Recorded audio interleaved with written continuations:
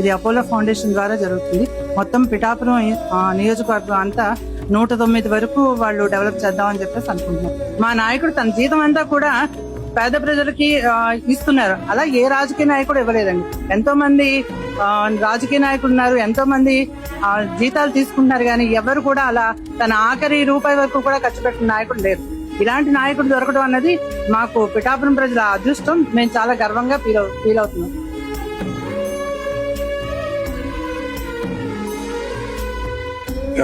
ఈ పౌష్టికాహారం అందించాలని గవర్నమెంట్ పెట్టింది, కానీ దానిని ఇన్స్పిరేషన్ గా తీసుకుని ఒక పిఠాపురం నియోజకవర్గాన్ని ఉపాసన గారు సెలెక్ట్ చేసుకోవడం వెనక కేవలం పవన్ కళ్యాణ్ గారు ఉన్నారు, మీ పిఠాపురం ప్రజల మీద ఉన్న ప్రేమ అని అనుకోవచ్చా?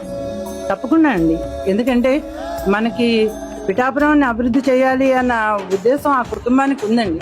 ఎందుకంటే వాళ్ళు పిఠాపురం నియోజకవర్గాన్ని అంతా ఆల్మోస్ట్ దత్తత చేసుకున్నారని మేము భావిస్తున్నాం. ఎందుకంటే ఏది కార్యక్రమం ముందు మొదలు పెట్టాలన్నా పవన్ కళ్యాణ్ గారు పిఠాపురం నుంచే మొదలు పెడతారు. ఏదైనా సరే పైలట్ ప్రాజెక్ట్ అనుకున్నాను అనుకోండి, పిఠాపురం నుంచే చేస్తారు.